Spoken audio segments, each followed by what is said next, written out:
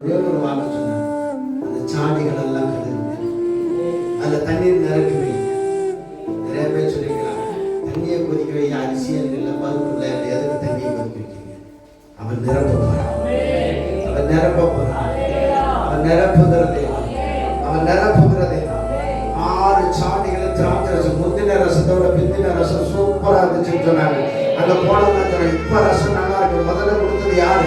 இப்ப கொடுத்தது யார்? என் தேவன் அற்புதம் செய்கிற தேவன், அவரை ஆராதிக்கிற தேவன், அவரை உறுதியா நான் பிடித்து கொண்டேன். என் காணா ஒரு கல்யாணத்தில் என் குடும்பத்தில் கர்த்தர் வந்தாரு, நிறைய குறைவுகள் எல்லாம் கர்த்தர் நிறைவாக்கினார், என்ன நிரப்பிட்டே இருக்கிறார், அபிஷேகத்தில் நிரப்பிட்டே இருக்கிறார். அவர் சொல்றார், நிரப்புகிற தேவனும் நடுவில் இருக்கிறார். எந்த பிரச்சனைக்காய் சோம் பண்ணிட்டு இருக்கிறார், கர்த்தர் நிரப்பிட்டே இருக்கிறார். எதற்கு நீ புடம்பிட்டு இருக்கிற, கர்த்தர் நிரப்பிட்டே இருக்கிறார். அவரை பிடித்து நீ ஆராதி, அவர் நடுவில் வருவார், அவரை உன்னை பிடித்துக் கொள்வார், கண்ணீரை தொடக்குவார், பிரச்சனைகளை மாற்றுவார், வேதனைகளை மாற்றுவார். அந்த காணா ஒரு கல்யாணத்தில் கர்த்தர் செய்த அற்புதம் ஒரு குடும்பத்தில் செய்வார்.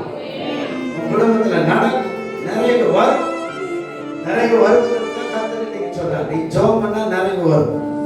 நிறைவு வராம இருக்க காரணம் என்ன தெரியுமா? ஜெபம் பண்ணி கேட்கறது, ஆண்டவரே நான் நிறைவா என்ன ஆசீர்வாதமா இருக்கு, என்ன நிரப்பணும், நிரப்பிடுவார். அடுத்த ஜெபம். நான் இன்னைக்கு சொல்றேன், கர்த்தர் உங்களை எந்த வியாதியில நீங்க உட்கார்ந்து ஜெபம் பண்ணிட்டு இருக்கீங்களோ, நீ விசுவாசித்து முழங்கால நின்று ஜெபம் பண்ணா அந்த வியாதி இன்னைக்கோடு கூட அறந்து ஓடும். கர்த்தர் உன் நடுவில் அற்புதம் செய்கிற தேவன் உன் நடுவில் வந்திருக்கிறார். 38 வருஷமா இருந்தது, 12 வருஷமா இருந்த கர்த்தர்